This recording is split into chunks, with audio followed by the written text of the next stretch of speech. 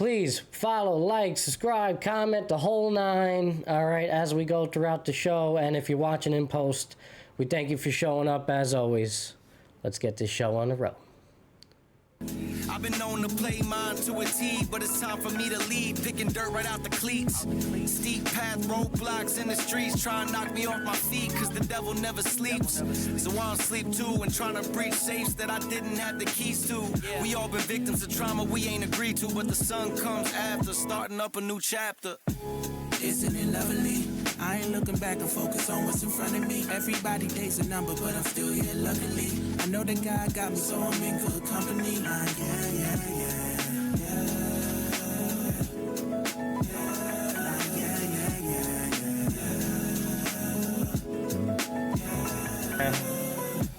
Isn't it lovely? Yeah!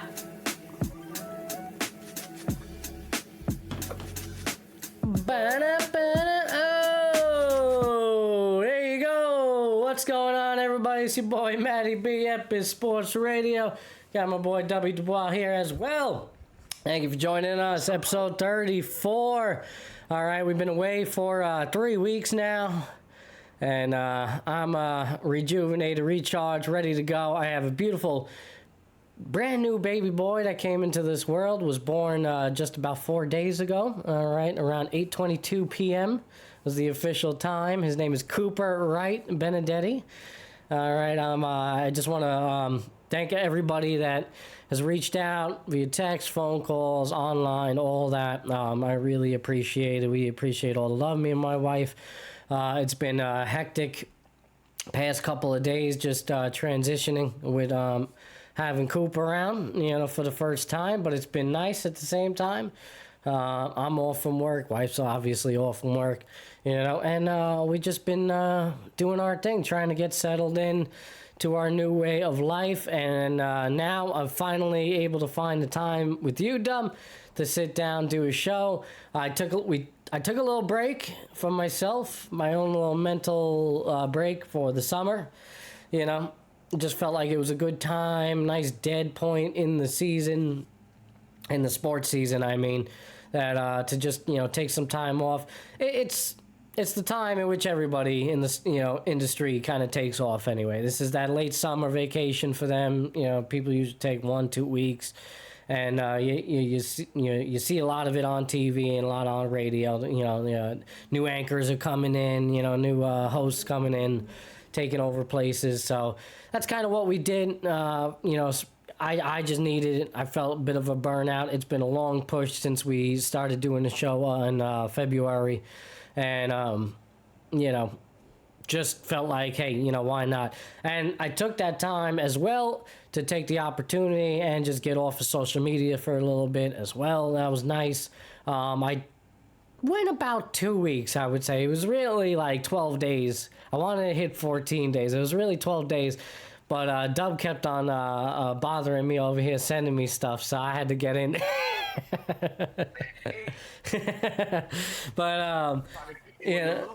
But no, of course, it's hard not to want to be in the loop of certain things as well. But let me tell you, the little hiatus from social media was nice, man. I started reading more and things like that. I'm trying to implement more of that as I go forward here. Yeah. Besides what we do, here at Epis and we stream period on the internet, socially, when you take a break from social media, it's like people think there's something wrong with you or something. Like right. Are you okay? You're gonna cut your wrist in half. But I'm like, listen,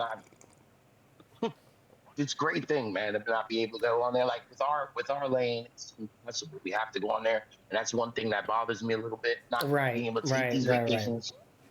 But it's like you said, Matty, today's September 1st, Labor Day. That's a new year. It's New Year's Day. Are you in the future? Because it's not, bro. It's 8/29. Where you at? September 1st is New Year's Day, bro. It's a new seat. It's a new fiscal year. It's not September 1st, though, Dub. It's not September 1st. It's the 29th, bro. It's on Monday. It's a new season. It's a new year. Here we are. I guess for people watching in post, it's the 29th today, bro. And September 1st will be a new year. You're right. Away. Absolutely. People aren't going to see this immediately. It's not like we're going to see. States, they're gonna see us. Maybe a lot of people will see us on the first. But like, yeah, you're right. You're right. I mean, you're right though. It's New Year, guys. New Year, guys. Summer, I mean, for me, yeah, football season coming, new season. The fantasy guys, there's so much new season. September begins a lot of new, right. Like I said. So like I really love September. Like very good for me financial time of year. So that's September 1st to December 31st. I'm really pumped up. It's a good work block for you, and then this time of the year. It is it. And then, like I said, there's so much things going on. When we do start September, we listen with a lot of media guys. Even if you like television, TV series starters, a lot of things happen in September in the fall. Right. So it is definitely, it's new beginnings. And here's Cooper, another new beginning. Yeah, exactly. Yeah. Exactly, little Coop. Shit is fitting, man. It is, and birthdays come around, it's gonna be like the end of the year. Like, all right, Coop's birthday's the end of summer. This coming up. He's gonna be going to school soon. When his birthday is like a time stamp, like a watermark. You know what I mean? Like, so yeah, going forward. I like Septembers. I like the beginning of Septembers, man. Fantasy drafts. You guys got a bunch of them happening. If you didn't have them, you guys got the countdown going on. Here we are, Matty B. It's my favorite time. Me too. Yeah, it's my favorite time. Not even for sports, honestly. Like, just my favorite time of the year. Like this, I love the fall. I don't like the summer. I can't stand the summer, to be honest with you. Yeah, especially because I'm out there a lot training, running and things like that. I don't give a shit about it. My birthday's in the end of June. Then July 4th. After July 4th, I'm done with it. Yeah. No, this is like perfect. It's perfect hiking season. It's everything, like I just like being outdoors. September, October, my favorite time of the year. And then you got Halloween. I love Halloween. Yeah. Who doesn't like Thanksgiving and then the holidays? Right. It's especially in New York it's beautiful. I know down in Florida it's a lot different during the holidays, but the festivities out here are definitely you. Right. Yeah. I just can never stand the idea of being in Florida though, like around Christmas time. Like that to me is so weird. I don't know. It's been easy for me, baby. I can't. I like the cold. I like I like the snow. It's a different feel. I can't. I don't know. Being having it be Christmas and palm trees around. It just doesn't fit well with me. I don't know. 45-degree Christmas. That is not cold, bro. That is a crisp morning. That's a crisp morning. I'm freezing at people. I know you guys die over there, but yeah. I remember going down to see you, and it was like in the 60s, or even really early morning. It was 58, 59, something like that. People are bundled up. And I'm out there this is great. This is beautiful, man. This is right up my alley.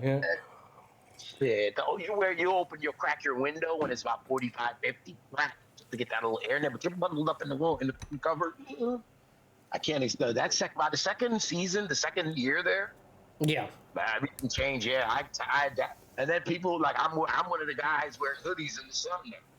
I'm one of those guys in Florida. Yeah, I feel you on that. I mean, if it's too hot though, you suffocate yourself. Another thing about it is, you're outside or you're inside. You're either in the Arctic or you're in the blazing sun. So it's got a jacket in there, but you're gonna go inside someplace and it's freezing in there. I promise you, your job is freezing. Right. Freezing. You got a bunch of maniacs in there. They got the thermostat on 57 in the office. 52 probably. My job is cold. They be pumping the AC 24/7, 365. Yeah. All the patients complain all the time, but honestly, for me, it's not too bad. I'm, when I'm moving, at least as I'm moving, things like that, it's you don't even feel it. It's all good, But this thing's still fighting an affliction. Probably get cold in there. Yeah, that's true. That's true. No doubt about it. Lot going on in the sports world. So, like you said, we got over that. There's a lot of stuff going. Behind the scenes of Epis Radio. It's not like we haven't been doing anything. I have been putting. I'm in the car. I'm from the car. Right. Shit is going crazy. We're trying to get it in there, bro. It's not easy. I have pushed out some videos later in my summer vacation. I did push out a couple of videos. We do have a mental health video of the week out this week. Check it out. It's a good one. We definitely will go over that this Monday when we return from Mental Mondays with Epis, episode 17. All right, so it'll be, you know, so right, there you go, September 1st. The new year, as Dub just put it earlier. And yeah, you know, there's a lot going on. I had a meeting with a Google Ads advisor. We finally got some clarification on promoting certain videos and talking about politics, things like that. I got some answers, finally. I actually have another meeting after today's show with the Google Ads advisor as well. So Epis has been busy. We got a new intro for the sports show. We just showed you that off the top. All right, features a lot of the pictures of me and Dub. We even have good old Chris in there as well, our co-host for Mental Mondays. So a lot going on, a lot of changes, and I'm gonna be making some changes going forward. Now that I have the time, I'll be home for Twitch as well. We're gonna get some perks for you guys, some things for you guys to do, and we'll enable the ability to subscribe to the channel as well. And we'll go over the benefits of that and things like that for you as well. It's going to be great. I'm really excited for that. And again, like any contributions towards our show, it's only going to go in to the betterment of the show, to making it better and just improve it and grow it, not only for us, but for you. And man, just can't be excited. We got a little traction. Dubby's brought back the cup. All right. That's right. Dubby brought back the cup, and it has a great episode. If you haven't done so, go check it out. W Dubois on YouTube. It's, you know, he's talking about Mr. Barbecue. All right. Down in Haiti. Yeah, down in Haiti. All right. Down in his homeland. You got to check that out. It's a great little 15-minute episode. You know, it's you know, perfect if you're at home, you're doing something around the house, pop it on, have a listen. It's got some good visuals as well. I love that episode. That was great. I thought it was a good one. Definitely go check it out. He's seen a little bit of traction on his page over there on YouTube since putting it on. So if you haven't already done so, go show the love, go subscribe, like, put the notifications on, the whole nine. All right. So guys, going forward, what we're going to do is, you know, you guys come through Epis 34, go to the cup, whoever you go, you're going to like our videos. When you like the video, we want you to go to the comments and put the number like you are and where you're liking the video out and where you're from, so we just know you're at, and we get used to you guys. We start seeing, oh, so-and-so, you know, Mikey from Baltimore or Kathy from Nova Scotia, number 8 like. Scotia.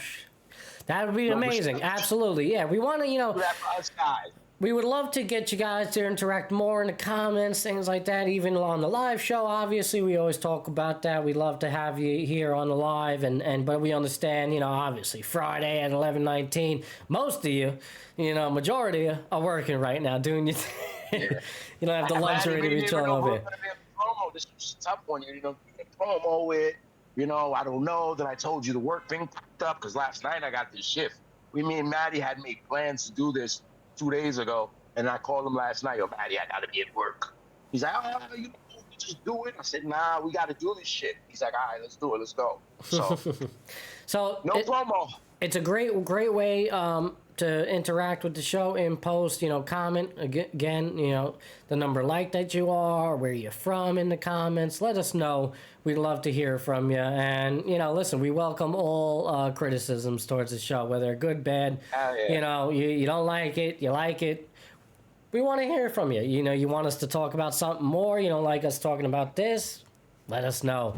You know, as long as Orlando Magic basketball, let us know. Right. So more Orlando. You know, if that's what you like to hear, please, we would love to hear from that. And I mean, me and Dub, we don't shy away from any topic, and certainly now understanding the guidelines of YouTube and things like that. Believe me, we are gonna go off and talk. we have some topics today, though, man, right? We have a hot topic to get off to the show. I wonder All right, I wonder what you're going to pick. I don't know. I know the topics, guy. I don't know the sequence, guys. It's fun for me. I think this is a great way to start the show, and it's a hot topic of one. And right now you got the U.S. Open going on, both men's, women's.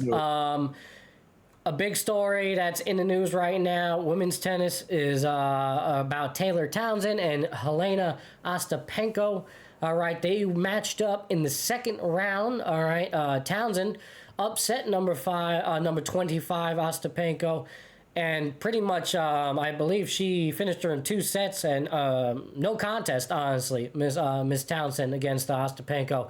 Ostapenko had some words for Miss Townsend, apparently. We don't know exactly what she said, but we do have some audio from Townsend retaliating back to her, after they got into a bit of a face-to-face post-match.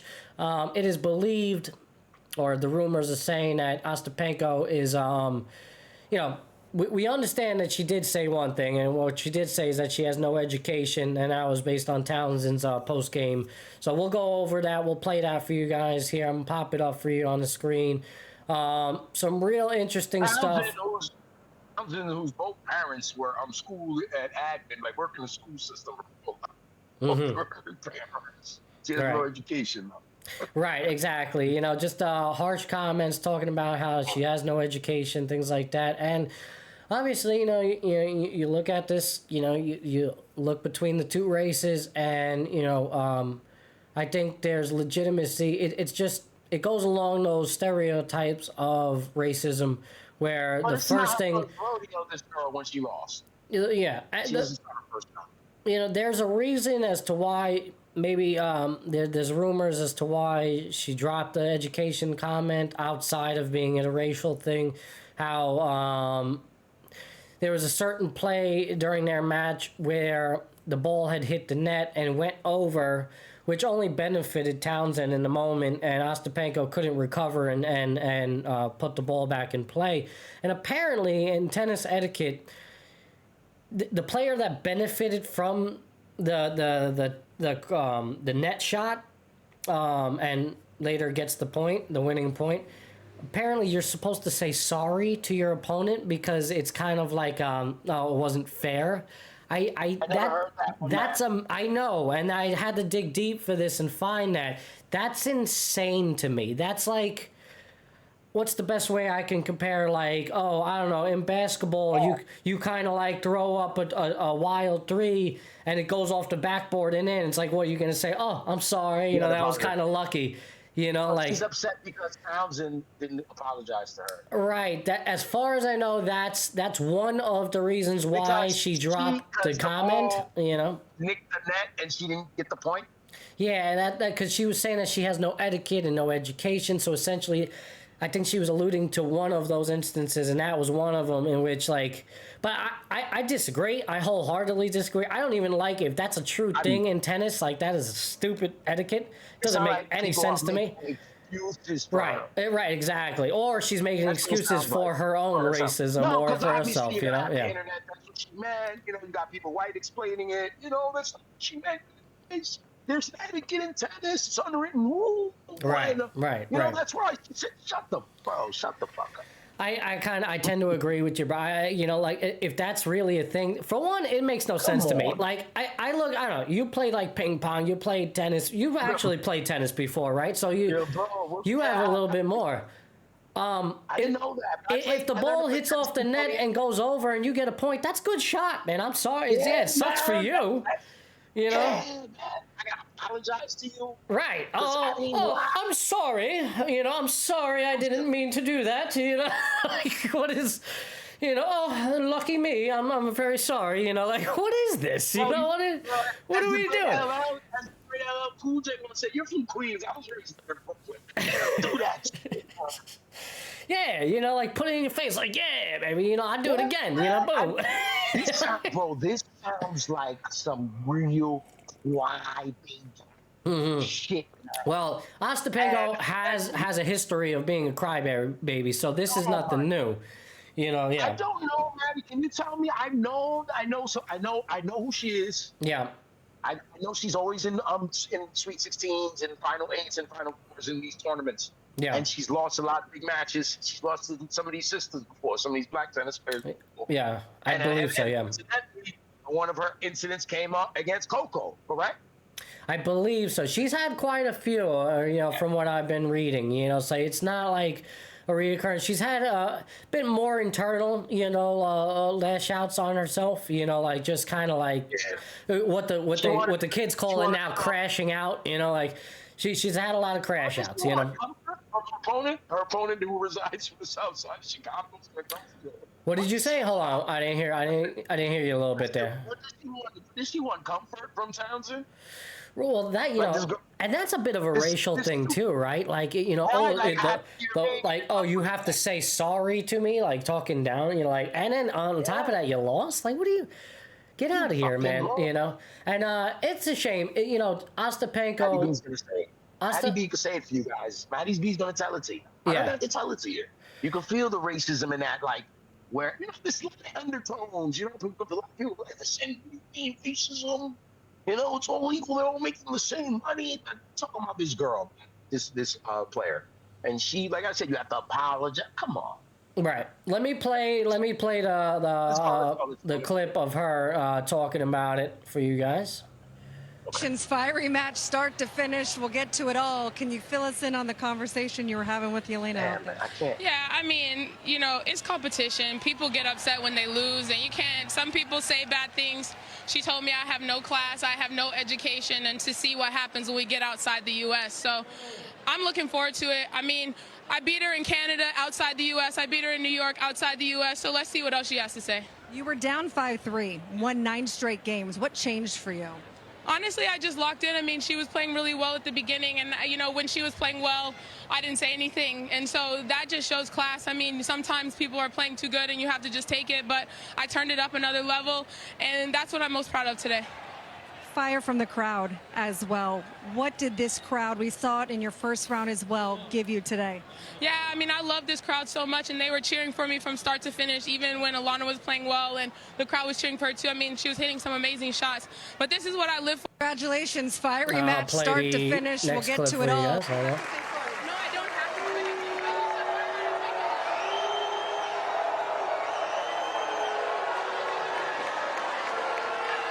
You can't really make out what they're saying here, but initially you do hear Ostapenko say, you have to say sorry.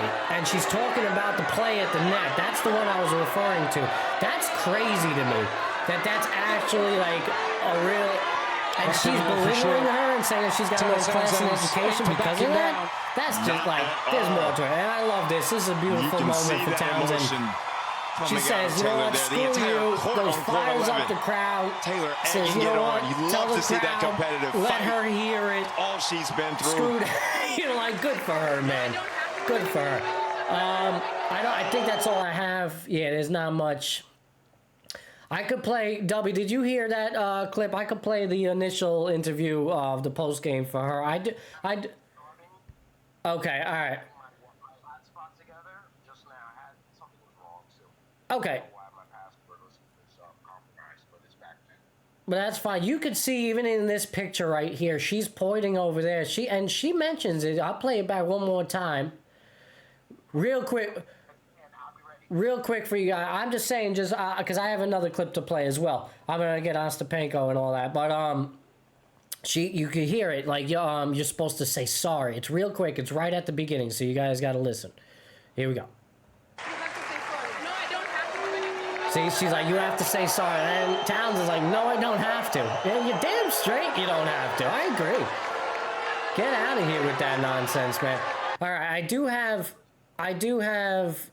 another clip that I want to play for y'all real quick. Let me just cue that up. Dub, you're on screen there. We're seeing your forehead over there, baby. Okay, I'm getting myself together here, bro. This card thing is different. That's all right, bro. Nobody's, it's okay. But again, like that, if that's her reasoning for belittling her and, saying, oh, she has no education, things like that.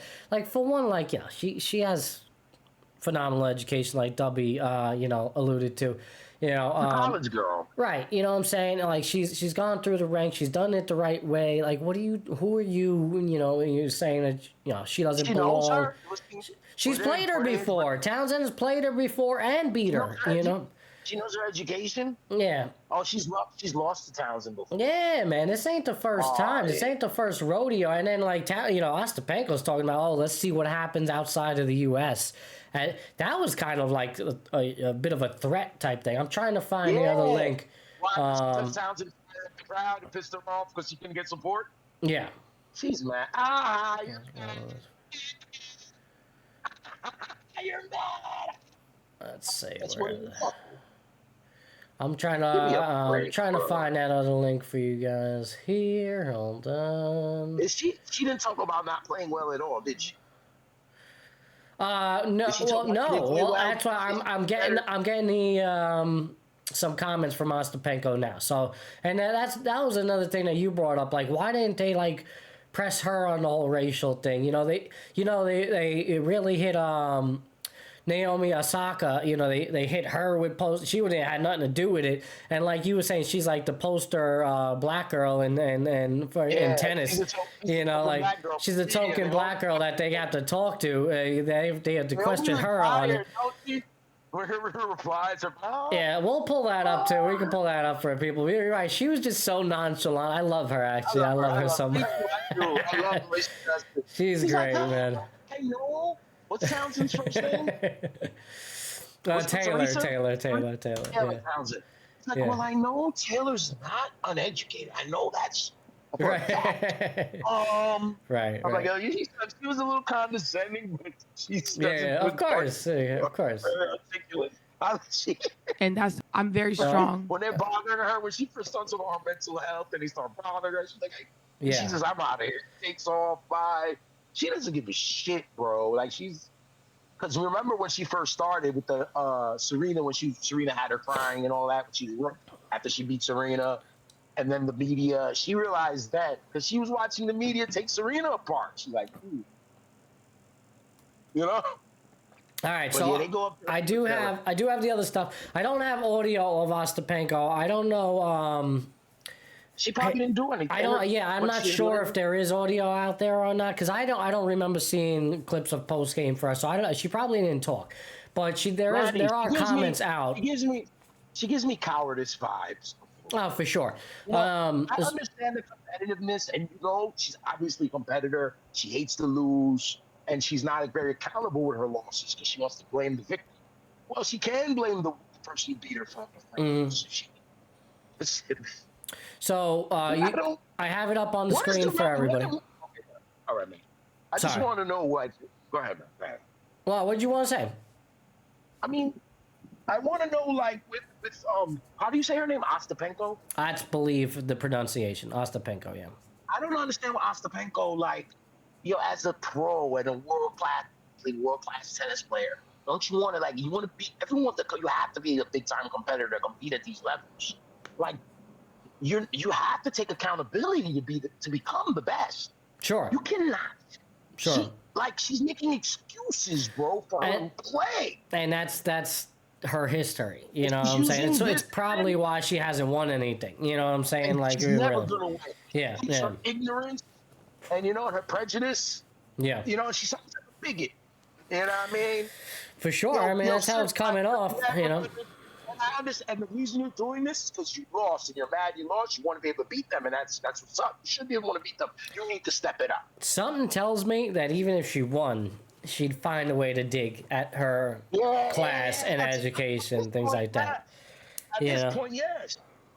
Something tells me because, like, especially, like, say if she's still, like, she was, I didn't realize she was actually up in that set big. She was up 5-3, I believe, and she choked. She lost that first set, and Townsend didn't look back. She beat her outright. I think it was like 9 straight. She did that to Ostapenko? Yeah, she did. Yeah, she did that intentionally. That was intentionally for Ostapenko. Right. And good for her to do that. But bro, you're not. Yeah, you want to go there, bro? She's gonna use her own advantage on everything. Like, that's this broad, yo. I loved it. So I have the comments. I have the comments up on the screen there. All right, for the people to see. So Ostapenko said, "I respect all nations of people in the world. For me, it doesn't matter where you come from." Obviously, yeah, okay, that's a good, nice little safe PR move right there. Here's another video of the exchange. Taylor tells Ostapenko, "You can learn how to take a loss better." You even see Ostapenko say something to the crowd. She wanted that support. I mean, they were not going to give it to her. She saw white faces and thought they were going to support her. Yeah. That's how she's thinking. Well, she's also in New York. You know what I mean? Like, right. So we don't you know, give a shit about that, right? New York ain't gonna back you, man. New York gonna back the Taylor for sure. You know, very democratic here, very inclusive here. So even though it is type sport to not be inclusive. Oh man, she needs to go get a hand. Am I hearing something? I feel like I'm hearing something. Hold on. This is weird. You can hear me? Oh, it's you? No, you're good. Yeah. I'm like hearing something on my microphone. I'm like, uh-oh. Ostapenko, bro, she needs to get a hand done. Go out. I don't know if she's still in the city. She probably left. She probably took the first plane out of there. But go out there, JFK, whatever. Eat a wall. Task, what's going on, Task? How are you, man? She needs to go get the Task. What's up? She look at her. She needs to go out, bro. Go wind down. They get back to training, man. So she can be the best she can be. Because crying is not going to do it. Because you have to be able to say, I can be better. Because the first thing you're saying is, oh, there's no class, or she's there's no game, there's no sportsmanship, and this bush league and right. No, I agree. And Taz, Taz, thanks for stopping by, man. Appreciate you. Taz says you have to say sorry. Nah, sorry, you don't like the game. No doubt. You know what I'm saying? I don't. Apparently, that's a tennis etiquette thing. I read into it a little bit, but it's like one of those unwritten rules type thing. Probably like like Western world tennis, bro. I know. I agree with you, man. It doesn't sound like this side of the world, bro. It sounds like over there. Yeah, that might be a thing over there. You're right.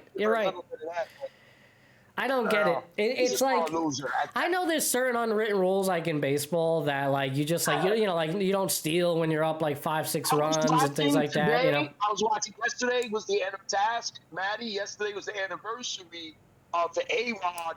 I got it in Toronto. Okay, yeah. He's rounding second on the top. Yeah. I got it. The guy got the ball, one of them. And he scored 2 runs, scored Yankees winning that game.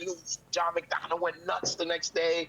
And I understood it, but I thought, even then I was like, but I get it. But that, like the Bush League in this, but it was not illegal because it's not illegal to talk on the bases. Right. And it's a little different, but and I don't get it. Like the goal of tennis is to get that ball over and drop it down, right? So however it gets there, if it tips it, man, honestly, like theoretically, like. If you could, you would want to get a net shot almost every single time. You're gonna crack your opponent's back. Yeah. Don't get me wrong. Like if you knocked off like 4 or 5 shots of those in a row, I'm sure the other opponent, you're probably gonna win, but the other opponent's gonna get pissed and like throw their right. Like I'm sure they would. But hey, like theoretically, it's within the rules, right? It's the game, so I just don't understand the etiquette thing. Bro, you've seen shots like the Halliburton shot against the Knicks.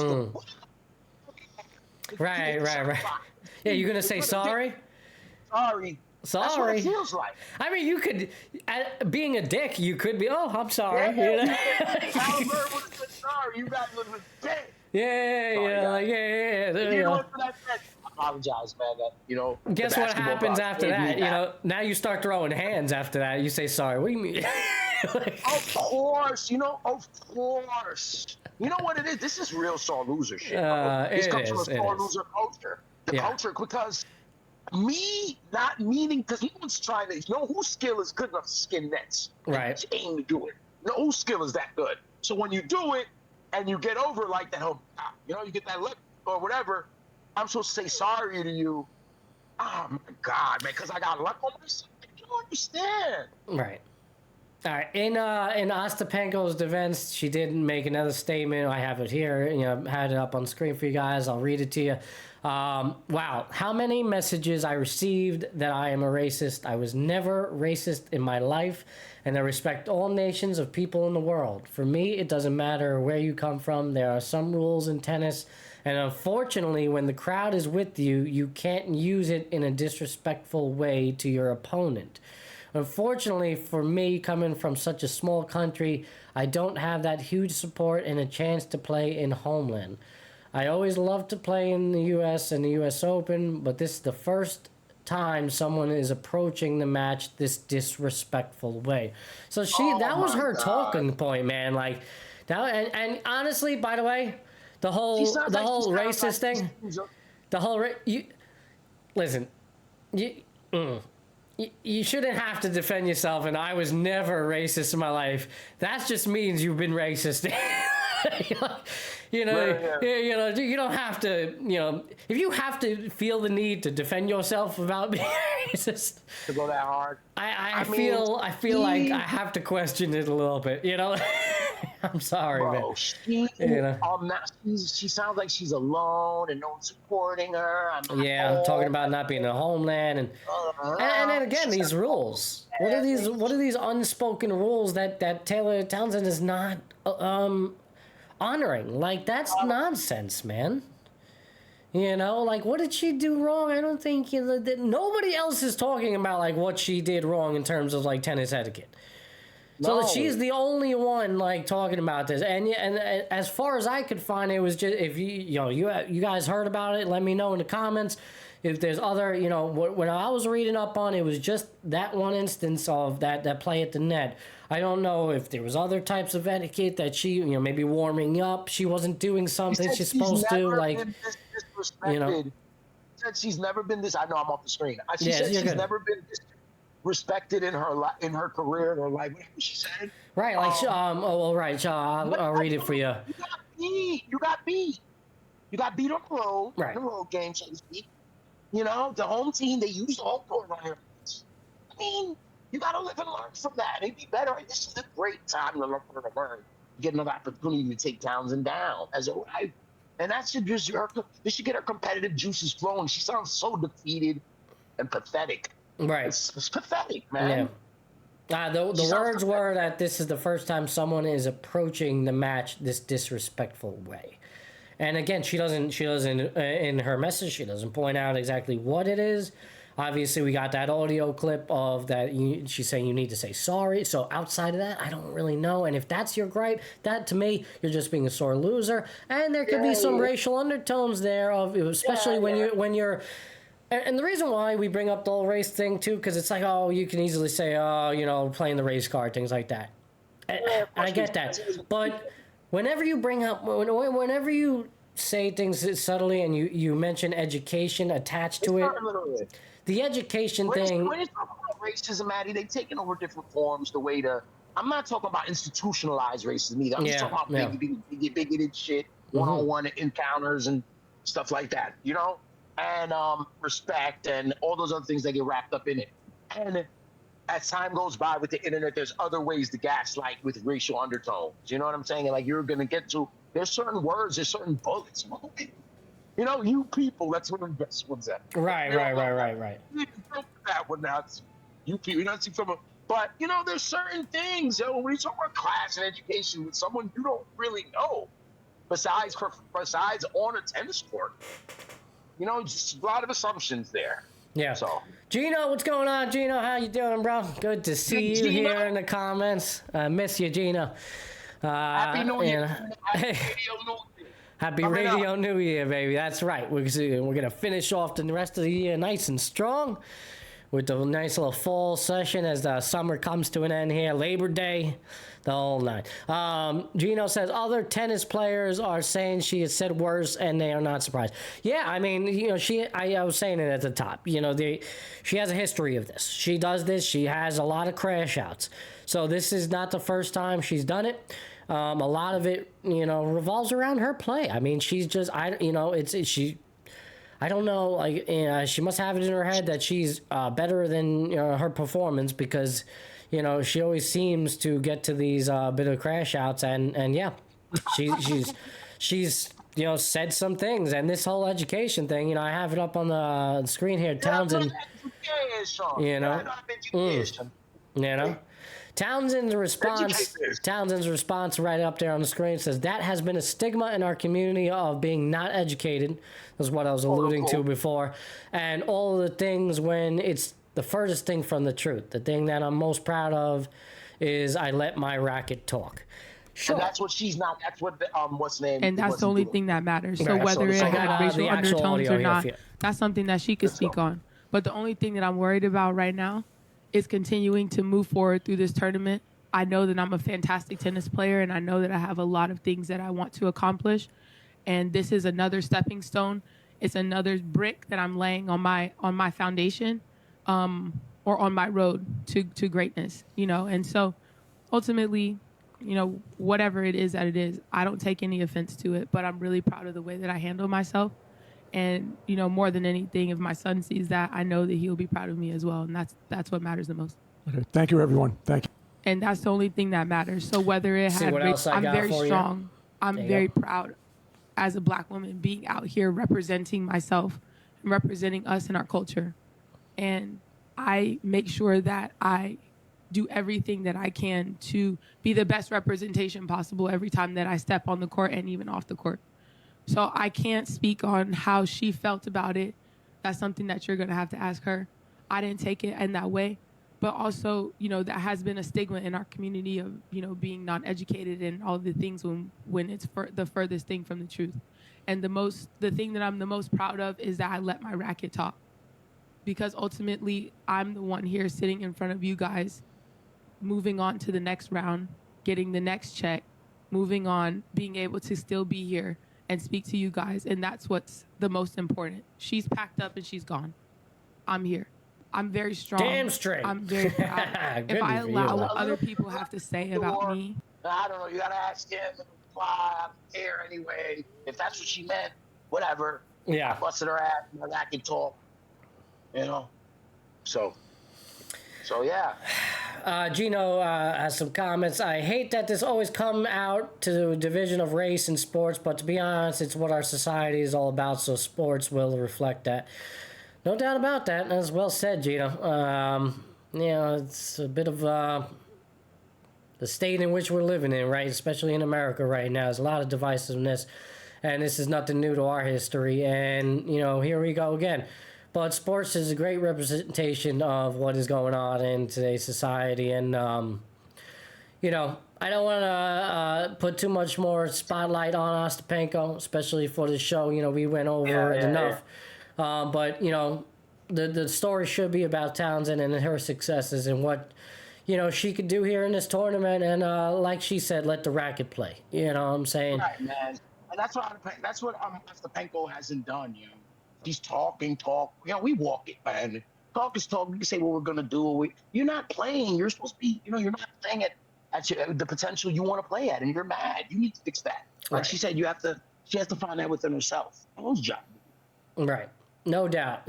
So big topic there. Let me check real quick when I think she's probably going already, or she's probably going today, Taylor Townsend. I got to check because I was not tuned in to the tennis yesterday. I was a bit busy. That was the second round, so she advanced to she got bumped in the second round. Yeah, she is going today. She's going today up against the 5th seed, Andreeva, at 8:40 p.m. Arthur Ashe. That's a primetime match. So, Townsend's gonna be underneath the lights tonight. That's gonna be good. I'll be actually pretty close because I'll be at Citi Field tonight. So I might be able to pop in, get a late ticket, and watch that. What's the money on that? What's the money on that one? Like money line, like who's favored? Yeah. Well, I'll see if I could get that for you. I don't know. I'll do. Let's see, money line for this. I gotta find a sports book for that, bro. Yeah, no, right. I'm gonna check ESPN, but that is going to 8:40. I'll get a little money line for you. Townsend's gonna be the dog. I know that. Yeah. gonna be in and out a little bit, guys. But I got this thing with you guys. Let's see. But Let me see if I can get a line for you. I don't know if I'm sure ESPN has got one for us, but yeah, that's gonna be great. And huge story for her. This is gonna be a tough matchup. I mean, she's going up a 5th seed. Obviously, Ostapenko was a formidable opponent, but she handled her well, especially in that second set. But this is going to have to be, a big jump for her. Maybe, hopefully she could pull the upset in prime time. Right now, Alcaraz is actually going up against the Italian 32 seed, Darderi. He's 1-0 up in the first set right now. And we've got some other matches going on as well. It's amazing how tennis be going early and all day, all night, all to like 1 in the morning, man. It is insane. Let me get the women's tennis up for you guys. Yeah, I'll just show you guys what I'm looking at right now. Where's that? Where's Townsend? Oh my God, that is so many matches today, bro. Like, that's insane. It's absurd. Ostapenko got knocked out in round 2. She's so bad. That's what I'm saying, man. She got all these big aspirations. Her coaches, we want to do this. Don't worry, they swear they're gonna be in the 4th round 2. Why is it so hard to find the women's tennis? Let's see. You know what? Knock your ass out. Let me check. Let's see. All right. Yeah, we're trying to. You got me on a wild goose search for this now for you. No, I'm trying to get back. I'm fighting faster than you, bro. We keep moving. I'll answer. I'm trying to find it for you. I gotta go on the sports book now. I gotta go on it. All right, get out of here. Go ahead. Continue. All right. You said you wanted to go on Benko's tears. We already had them. Put them in our tea. We put them in our coffee. Osaka's going tomorrow at 11 a.m. She's got minus 380. Let's see if I can find Townsend's tonight. Yes, I got it. There you go. Yeah, today, cool. 9 p.m. Taylor Townsend. She's plus 350 to win. There you go. I like that, honestly. That's good money. Yeah, so she's a big dog. Yeah, big dog, plus 350. Not bad. I'll take that, If she's going to have the crowd on her side, against another foreign superstar. Gino, Matty, how you feeling about the Mets? I feel a lot better myself. I love the young pitching coming up, bro. Let me tell you, here's how much I feel about my Mets right now, because I'm in the hospital the other day. Baby Cooper Wright. All right, born on Monday. Matty. Okay, Cooper Wright, born on Monday, and very excited. And yes, Wright is named after David Wright. Damn straight. Tell the middle thing. And what? Little Coop. Yeah. What's his middle name? I just said it. Right. Yeah. Right. Oh. Yeah. Oh, okay. Right. Yeah, the middle name, Cooper Wright. Yeah. They until last night's loss, they were 3-0 in the Cooper Wright era. All right, I just want to say that. Literally, he was born at 8/22 on Monday. The Mets. What are we doing? The Mets. What are we doing? Are we gonna make Cooper a Mets fan? I mean, yeah. Like you're gonna do? You're not gonna give him a choice. I don't make my kids. I don't make my kids, but he's certainly going to be influenced. Yeah. Really, you're giving me Evan Roberts vibes, bro. Oh man. I really thought you're better than that. No. Just the energy you exude, let everyone be free, let everyone live their lives, let everyone fucking their wealth, find out who you are. And here we go, young two. Well, listen, I mean, I can't name him Wright after David. It's not only after David Wright, you know what I'm saying? He's one day he's going to know that's why I named that for that. But I already see what you're doing. You're planting the seeds. Well, so what? I can try to influence. Listen, it didn't work on Dylan, mind you. I took Dylan to baseball games. I also took him to Yankee games, too. But he ended up being a Yankee fan. He also likes pretty much any team that is not a team that I root for. So I don't know if that's rather intentional. That's my guy, baby. That's my nephew. That's my guy. Listen, I can relate. My dad. Yeah. I don't know. I'm 8 years old. Watching baseball. I told Henderson, my dad, backflip Ricky. Awesome player, and he got traded. But I watched the Yankees with my dad. And long story short, I became a Yankee fan. But I was 7, 8 years old. He got me. He did that. But after that, by 10, 11, I was ready to see the ball. Dad tried to push me towards the New York Giants. I rejected that shit. Like young Billy. I'm happy. I'm proud of myself. Yeah. Imagine me a Giant fan. Disgusting. So it's not much better than being a Jet fan, honestly. You guys won 2 Super Bowls, so I don't know what the hell you're talking about. I don't care, man. The kind of person that the Giant fan is, I'd rather be Super Bowl-less. They are not good people. They are not nice people. They are very, very selfish people as a whole. That's because they live in Jersey most of the time. Right. But listen, going back to Coop and the Mets and all that, he was born 8/22. Okay. He was born 8/22, and the Mets game was on. All right, the Mets game was on. They were losing 3-0, Gino. Losing 3-0, and immediately the Mets go on a run. In that game, they scored 10, and they ultimately scored 13 unanswered. Went on to win 13-3. The night, literally the second he was born, they went on a 13 unanswered run and won that game. Okay, and they turned everything around. They go ahead, they sweep the Phillies, a kick-ass series in City Field. Gino, imagine 11 years from now. Matty's telling Coop the same story tonight. You put with tears in his eyes because Coop's got this friggin' Yankee jersey, cheater jersey on, and he just Gino's on my side. He's like, tell the Yankee fan to keep quiet, bro. All right, let me tell my story. You were born. They scored 12 unanswered, and Coop's just like, yeah, I love you, Pop, but.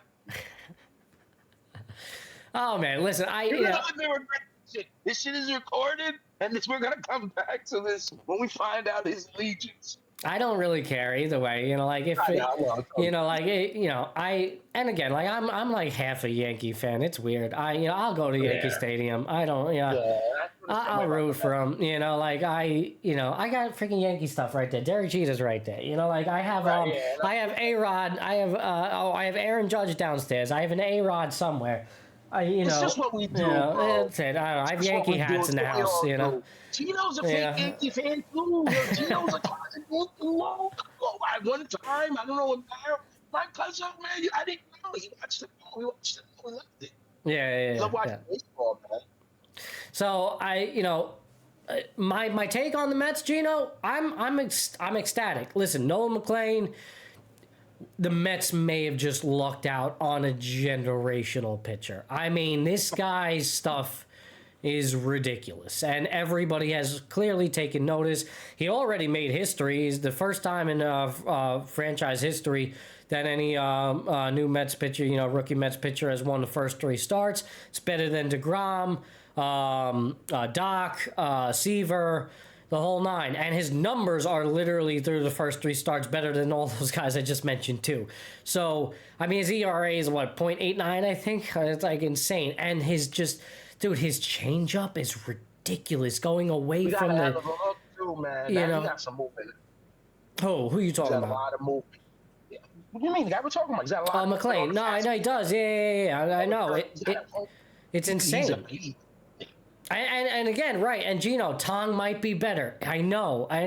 And this is what I did. I'm in a hospital the other day, and I'm listening, so we were doing nothing, man. We could have left the hospital on Tuesday, but because of my wife's cardiac history, we had to stay there for 48 hours, so we didn't get discharged till Wednesday. I forget when they announced, I think they announced it on either Tuesday or Wednesday that Tong was pitching, but I'm listening to the radio. And then, we get the news that he gets called up. Then I'm listening to WFAN. I hear real time, Evan Roberts talking about it. They announced Carlos Mendoza and just announced that Tong's pitching on Friday. I immediately went on Game Time and bought tickets. Impulsively. Yep, screw that. I'm there. I'm like, I want to see it because I've been following this kid for, ever since they got him. And I've seen what he's been able to do this year through the minor leagues. He only had a couple of AAA starts, but was dominant throughout. And, you know, it kind of put the Mets in a no-brainer position to say, hey, you know, we got to bring him up right now. There's a clear need at starting pitching. You know, the starting pitching has been run ragged the last couple of months, and because nobody can go past 4 or 5 innings anymore, apparently. I don't know what the hell, outside of David Peterson. And, you know, now with McLean's the first pitcher to go that deep, 8 innings, and, you know, or back-to-back outings. Like, you know, so now you got him. Now you got Tom coming up, who, you know, going up against the Marlins should be a good position for him. There's another 22-year-old pitcher going up against him today, Yuri Perez. So 2 rookie 22-year-olds going up against each other. You got Friday night under the lights at Citi Field. It should be fucking electric, you know. Against a team that's giving the Mets fits, a team that the fans are ready to beat the hell out of. Right. It should be, this is a good spot for the Mets to kind of like make that change against the Marlins and kind of smack them around. Hopefully it's a win, man. It would suck. Yeah.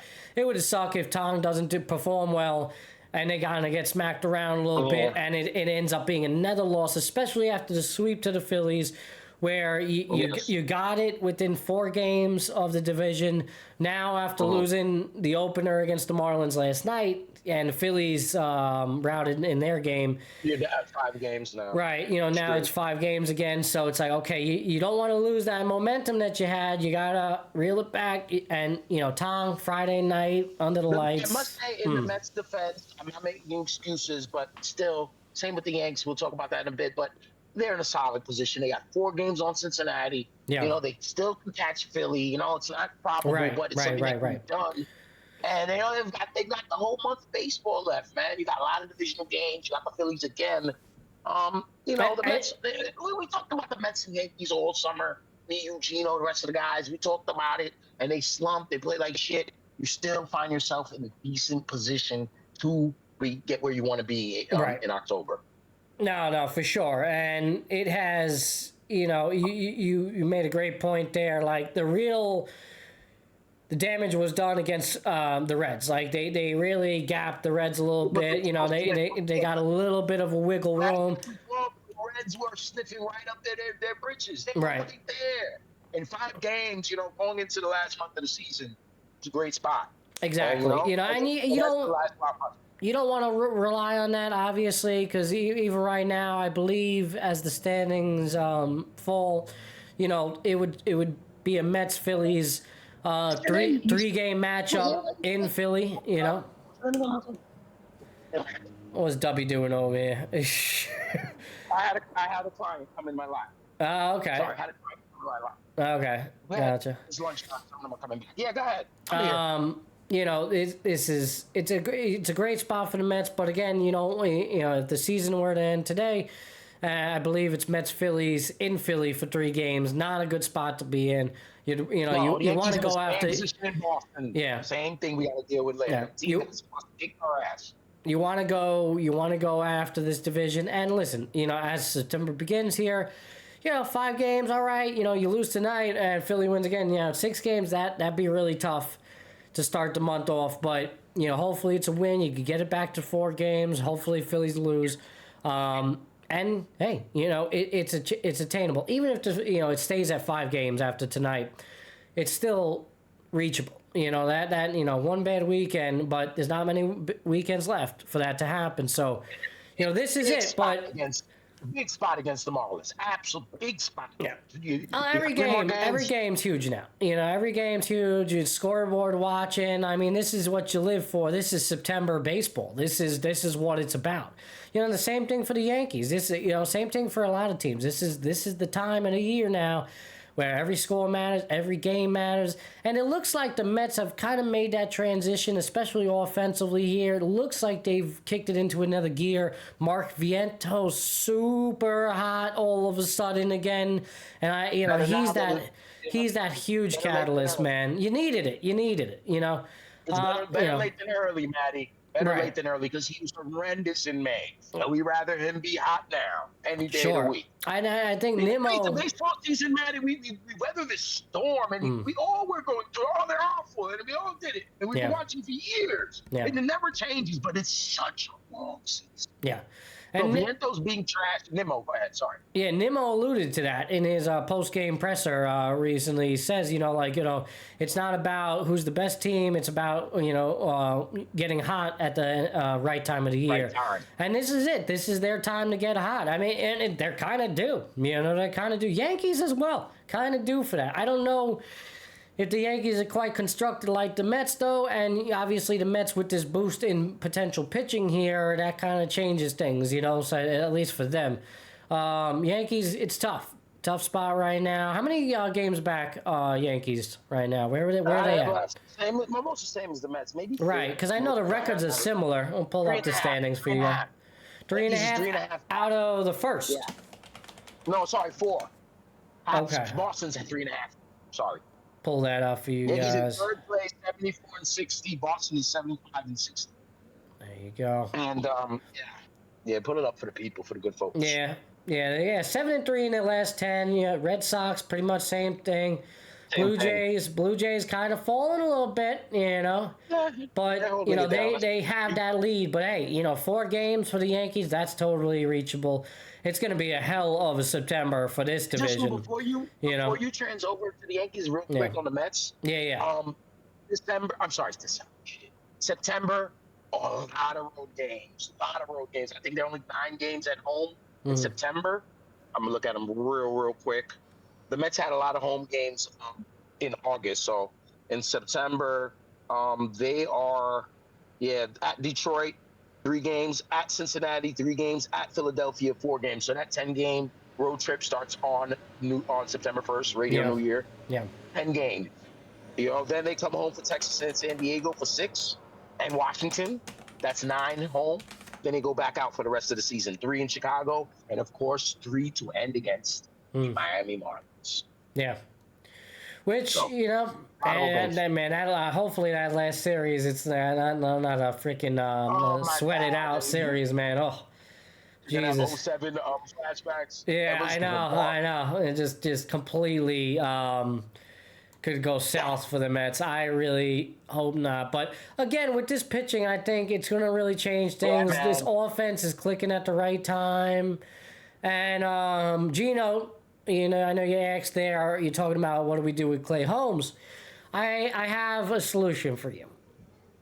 It also depends on McLean and Tong here. Obviously, I think McLean's going to be fine. Like, I think he's going to be real serviceable, and he's going to, really give this pitching. We'll see what Tong does. But if Tong is good, doesn't have to be great, 4 ERA, he'll get you 5-6 innings. He'll get through. He'll be effective. He'll keep you in the game, whatever. I say maybe, because now we have starting pitching depth. We have 6 starting pitchers. Maybe use Clay Holmes as a long relief guy, mid-game guy. Especially now, you got a lot of these starters, Sanga, Manaeus, they're not quite going deep.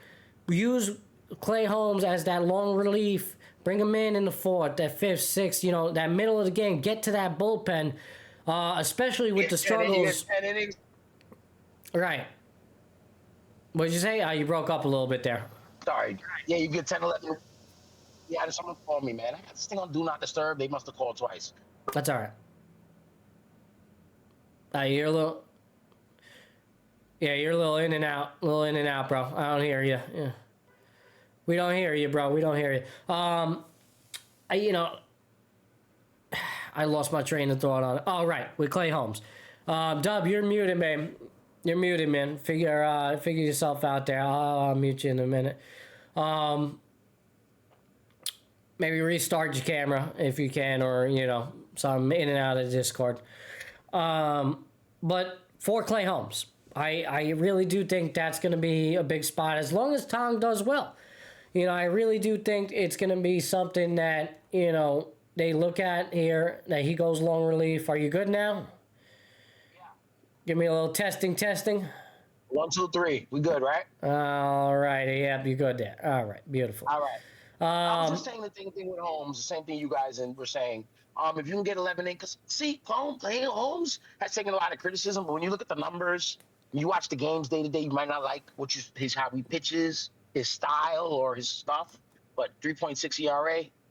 He started all year. There was a lot of question marks about him coming in, but I think he's given the Mets more than they could have asked for this season so far. Absolutely, yeah, I agree. But you're right. I mean, I think the best way to utilize him is in that reliever role. I know he may not want to go away from that, but it just might make sense. Or at least, maybe like skip a start. Man, that's another thing too that could just change everything, and they're going to already do that now. Where bringing Tong in, they're sticking to a 6-man rotation. Mendoza's saying it, so they might change that later in September, and they're definitely going to change that as you go into the playoffs. Obviously, it's just going to come down to probably like a 4-man rotation, and, they'll have guys come in relief doing some heavy duty, something like that. I would think so, at least. Maybe it changes with the new kids. I don't know. Maybe they stick with a 5. Listening to you give the information, when you said you're talking about the 6-man rotation, and it seems like the Mets are really trying to see what they can do.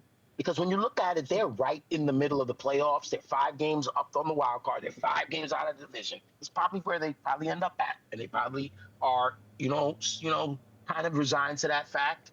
And they're not giving up games, but they're still trying to experiment a little bit in September. Yeah, and I think, rightfully so. Preserving arms, seeing who's going to be good in what spots, Some guys get better at crunch time. Some guys get worse. Right. So I think he's trying to find that out. You guys got a real good manager.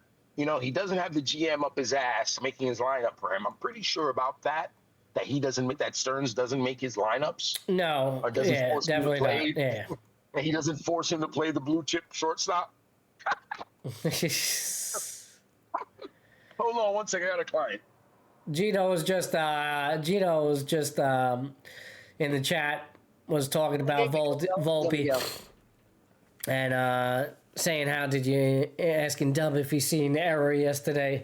Yeah, I mean, it's like every other day now, this guy, just continues to disappoint, this Yankee defense and this team overall, and it's hard to navigate when, you got, one of the worst defenses, and it's kind of a domino effect, and you see it with the Yankees. But, man, with the way this Yankee offense operates, and how good they are offensively, they're capable of, holding fort, like the pitching does a good enough job, to, stick around in a lot of these games, or they'll just slug their way to freaking wins. I mean, just the other day, they hit like 9 home runs again, the second time to do that this season. Like, it's absurd, what the Yankees are, able to do offensively, and they're not always consistent, that's for sure. And, when it comes to their offense, it's either all or nothing. A lot of times it's either hitting home runs or they're not. They don't play the small ball. They do run a little, but, not to, not to that point where, they're, always relying on slap hitters, things like that. Guys don't hit for average. At least majority of them. But yeah, Dub, you good to go? You all right over there? I muted you. Don't mute me. I'm just gonna. If I get out the car, I gotta find. No, I have to mute you, bro. I hear you guys talking in the background. Oh, okay, yeah. Yeah, I hear you. So when you see me get out the car, when you get to see me get up and go out there. Yeah, I have to. I don't want the people listening to your conversations. We're talking over here. Listen, so what the hell was it? I was transitioning into the Yankees a little bit. Yeah, Gino was trolling you a little bit. He's like, did you see Volpe's error yesterday? Yeah, he had said that before. Yeah. You see all the home runs the Yankees are hitting? Yeah, I know. I was just talking about that, how they're slugging their way, and and they continue to do their thing, man, offensively. Did you see the 26 great home runs from Trent Grisham, Met killer? Yeah, man. Yeah, you better enjoy him now because he's not going to be there next year. So he's going to get his money. Yeah. Good for him. God bless. Yeah. God bless. Good for him. Yeah, that's going to be. It's going to be a real topic of conversation for the Yankees in the offseason because there's going to be a lot of new faces for this team going forward.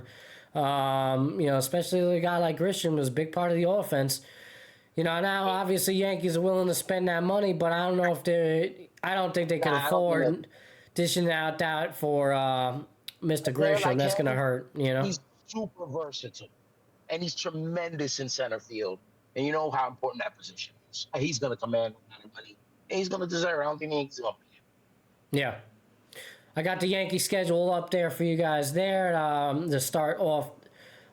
This is actually. No, I just want to say something about Volpe, about August. Virginia. This is September. Listen, I was talking to my old man about Volpe, and I asked him. Oh, 1 second. Oh, you can mute me. Here he goes again. Okay, I'm good. I'm good. I got clients, bro. I didn't know you were like actively working. I thought you were gonna be like available. This guy went on break, bro. This guy went on break on me on streaming. He went all the way back there, yo. I'm not supposed to be here. Yeah. I'm not supposed to be here. I'm supposed to be chilling. But whatever. Fuck. I'm not even gonna get out the car no more. I'll let anyone they want come in here. I hope my manager's not watching this. I'll let anyone in. So anyway, listen, Volpe. I was asking my old man. I was like, "Yo, do you think that Cashman forces Boone? Does he call Boone up and make him play Volpe and Dominguez? You know what I'm saying? Because they're such these highly touted blue chippers for years. You've been hearing these guys, Jason the Martian Dominguez. We've got this local Volpe shortstop. He's the next Jeter, and all this stuff. And you hear it starts with Cashman. That's his baby. And I don't think, and I was asking, he's like, nah. So do you guys think Cashman makes the lineup? Cashman? Absolutely. Yeah, we know this though. Boone does not. Do you think a lot of GMs make the lineup, or is it Cashman? It's not even necessarily GMs. It's the analytical teams that are making the lineups. That we know. We know that for a fact. No, but all right. Forget about the analytics. Because Volpe is not achieving essentially anything. It falls on the GM, but no, Boone is not making the lineups. He has no control of it. Because of his potential and what they thought he was. They're forced, because Rosario is a proven MLB player. He should be starting every day at shortstop for the New York Yankees. Period. I agree. This guy's an all-star. I said that the second they got him, for sure. You know? Right. Yeah. I never understood that. The love for Volpe is there, but I seen a video, member of John Boy Media, the other day. He came out with a good video, and he's talking about how the Yankees kind of failed Volpe, and I tend to agree with him. I think they didn't do him justice by sending him down early, and because of that contract and because of all the faith that they had in him and all that, it really gave him the reins. What do you mean the contract? He has a contract. He's not an arbitration deal. He's not arbitration, but they gave him money. Sorry, man, I'm freaking screwing up over here. Sorry. Okay, I just thought I'm about to say. No, I'm not talking about that. I'm saying how I don't know what is his contract. I'm not saying like them giving him a contract. I'm just saying like giving him the reins. And doing his thing, you know what I mean? I don't know why the Yankees act like they can't send anyone down after they bring them up. Hello, what are you doing here? Where's Mommy? If you recall correctly, the Mets sent down Francisco Alvarez. And he was a blue chipper, and he was doing well, and he started playing like shit. And what the Mets do, they sent him down, and he went down like a man, and he got his shit together. Why the Yankees don't do that with any of their young guys? We got Stanton playing in the field. Stanton's a better outfielder than Dominguez. They act like Stanton can't play the outfield. Stanton can play the outfield. He's playing right field yesterday. He looked great to me. I don't like. Maeve was saying hello to you. Hey, Maeve. Right there, baby. You look right there. Yeah. This is my daughter, everybody. The Mavis. She's paying me a visit, apparently. As wifey's occupied doing other things right now. She crashed the show. She's like, I gotta get in there. Dad's streaming. I gotta pop in. But go on, Doug. Go on. What are you talking about? Maeve is good, yo. I seen Roberts. We're gonna get him. I seen Evans. His kid was up there. The kid was a nightmare. He really took over the show. He was. I had to get out of there. The kid was bouncing off the camera on CBS. Oh my! And I said, why? Everyone's laughing. Tommy was so annoyed. Right. They tried to act like they weren't. Evans. Tommy knew gobbles. But what were you saying? The only thing I say, is that I really do think I really do think that the Yankees failed him a bit. They should have brought him down into the minors. Kind of really reset him a little bit. And he's a young kid. Locked in and he decides you made the team. I remember last time they sent one of these young players. Remember Gary Sanchez never went down. Right. Well, Gary was already an established major leaguer at that point. Yeah, for sure. 3-4 guy. But even then, we've seen it in baseball history where guys established and they just need maybe a bit of a reset. I think they're so touchy on doing that now with certain players. It's weird, and it's interesting to see who they favor and who they don't. The Mets did it with Alvarez, and unfortunately Alvarez, man, he's got this injury thing. He goes down recently. While he's rehabbing, and then he gets injured again. He gets hit on the hand. I believe broken left pinky. But, they sent him down. They sent Vientos down. They sent Beatty down for an extended period of time. They did this to all their guys, Right. Volpe should have went down. And Volpe probably would have welcomed it. Who's on this local kid? He probably wouldn't have been mad. He'd be like, you go down here, go get the mind right. I think because he seems like a level-headed kid. He seems like a good kid. But obviously the boos are going to affect him. He's 23. He's been good his whole life in baseball until now. He stinks. He can't make throws that he can make. It's here. Yeah. It's here. It's here. It's here. The throws, bro. Right. Once you start throwing the ball over the first baseman's head, I'm sorry. It's definitely a mental thing, a mental obstacle. No, no doubt about it. Right? It starts offensively. But I feel like even like in the NBA, they're like, if your shot's not going down, play defense. But now his defense, he can't play. I don't know, man. I feel bad for the kid. I'm worried more about Volpe than I am about Devin Williams. I mean, you ought to be worried about Devin Williams as you go into the playoffs. Obviously, you hope that the spots in which you use them here. Have they put him back in the closer role? Because I know it was like kind of in and out. They're like, No. They done what we said. They took him. They bring him in the lower leverage situations. Yeah. They have to find a way to utilize him. But they're gonna need him. They're gonna need him to be in that big spot. He's got the stuff, man.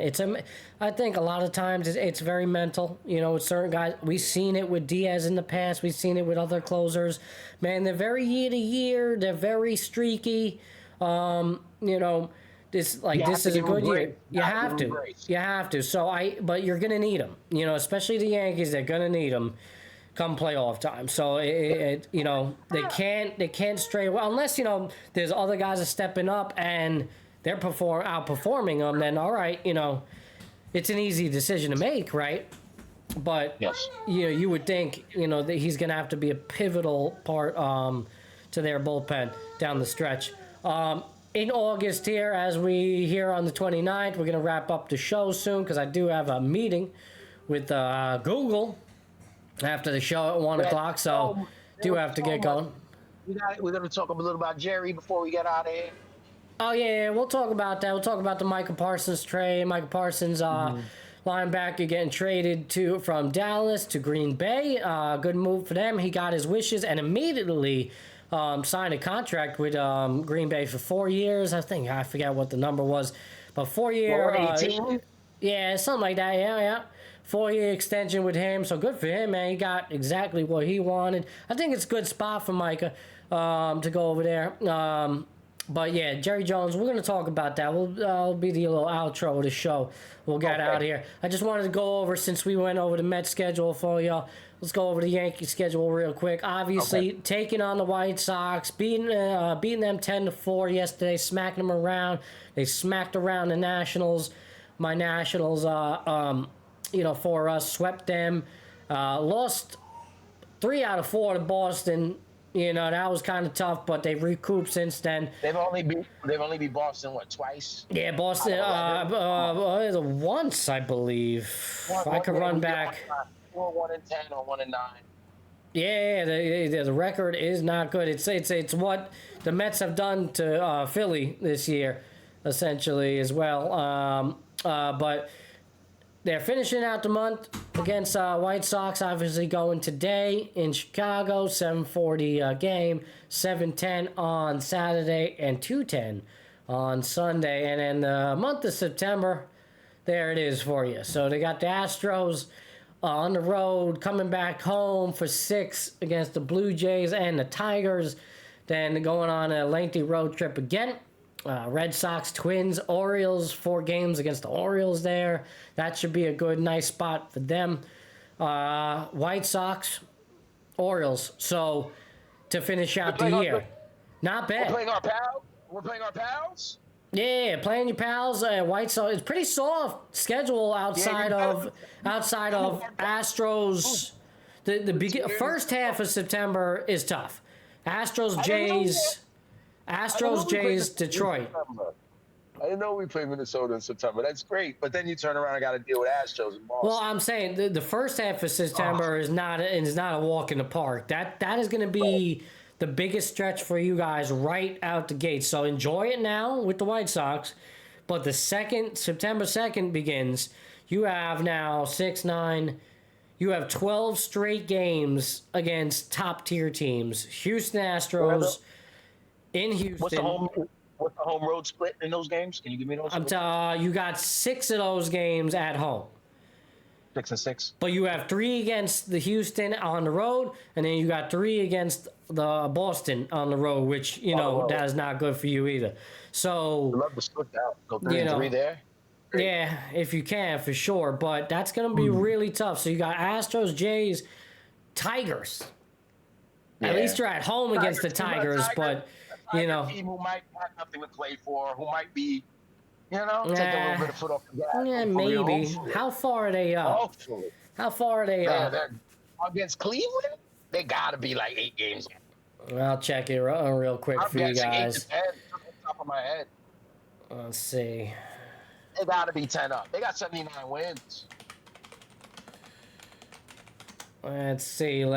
They are 8.5, so not quite yet. That's still, it really depends on what there's no way near, only because there's still too much time left. If Kansas City, wins a couple of games here and really puts a slight bit of pressure on Detroit, they're gonna have to play those games. You don't want to lose those games, Detroit. You don't want to lose those games. That's basically when you want to solidify the rest of September. So they really got to play it hard, and they got to play those games hard. It so happens that Kansas City's at home for Detroit against Detroit tonight for 3. Very interesting. Okay. Baseball, really love it. Wow. Right. So there you go. So it really depends on what they do. That's their last meeting, actually. So wow. Interesting. Okay. All right. So it's going to be good. Big city for Kansas City. So a lot going on in the baseball realm. We got football going on. We'll talk a little bit about that before we get out of here. It's 12:30 for us Eastern time as we are recording. Before we get into this last segment, just want to say, please follow, subscribe, comment where you're from, comment what number you are, where you're coming from, the city, state, wherever. Let us know. We'd love to hear from you. Again, if you want us to talk about something, if you like something in this show, you want us to talk more of, let us know. Big topic at the top of the show about a little, subtle racism in tennis, apparently. We got, between Ostapenko and Townsend going on. I'm sure you heard about it. It's in the news. Miss Townsend going again tonight, 8 p.m. Eastern.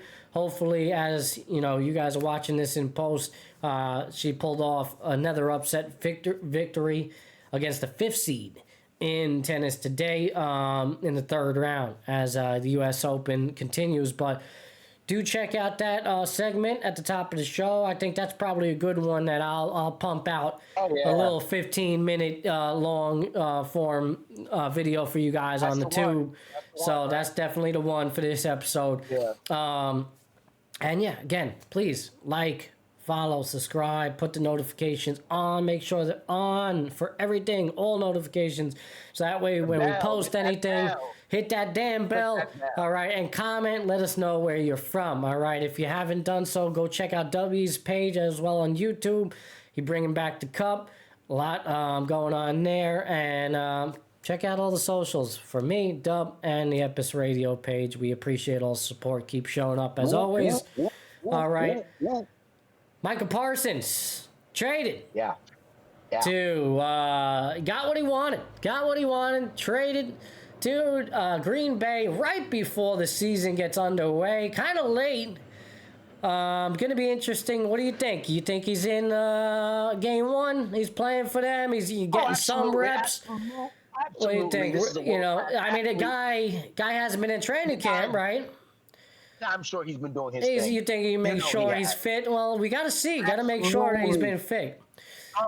Before we really get to Micah, I want to bring up something that leads into the Micah, and that just hit me now while we were talking about, right while you were talking about starting bringing him up after Trey Hendrickson.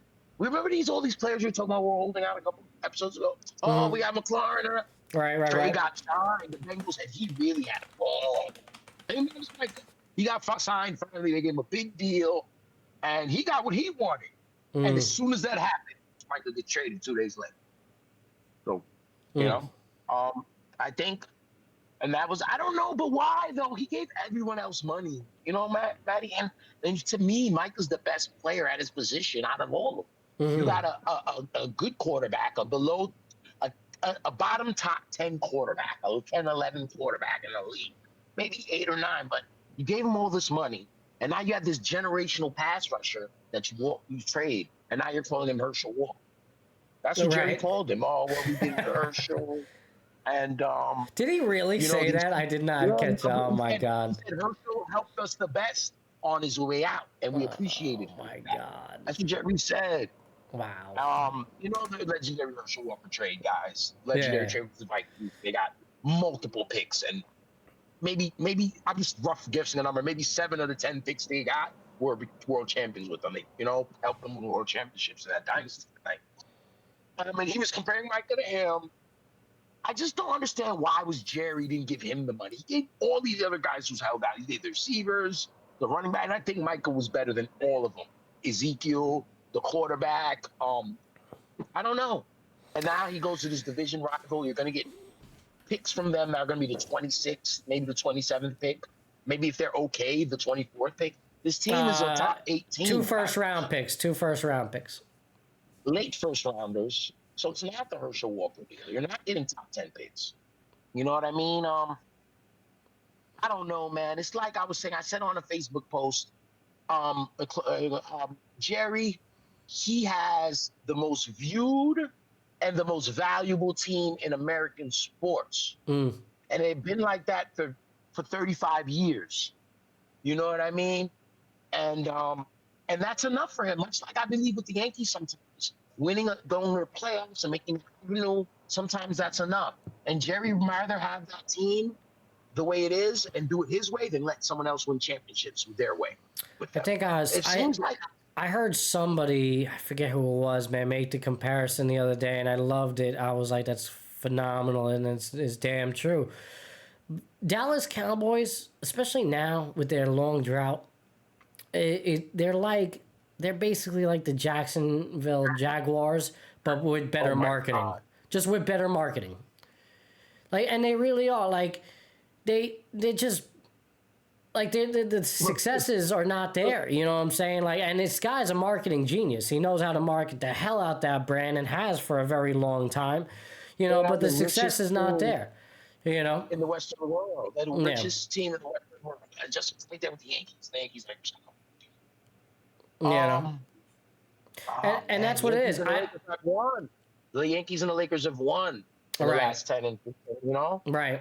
It's just the track record is no longer there, and you can't say that. And then when you got situations like this, I don't know if it's Parsons, kind of, screwing up negotiations, things like that. I have a feeling that, because Jerry's made his comments. And said that they basically had a deal in place, but Parsons kind of backtracked on that and said, no, you got to deal with my agent. I don't believe it either. I think something was going on there. And again, why are you not able to retain this type of guy? And where is this team going? I don't have much faith in the quarterback. Serviceable, no doubt, but the direction of his team, where it's going, I'm not too sure. And for me, Jerry, he seems rather content and just, selling the tickets, doing the sponsorships, doing his thing. It seems so, man. It seems so. Yeah, Jerry and don't want no GM because he's going to run it anyway.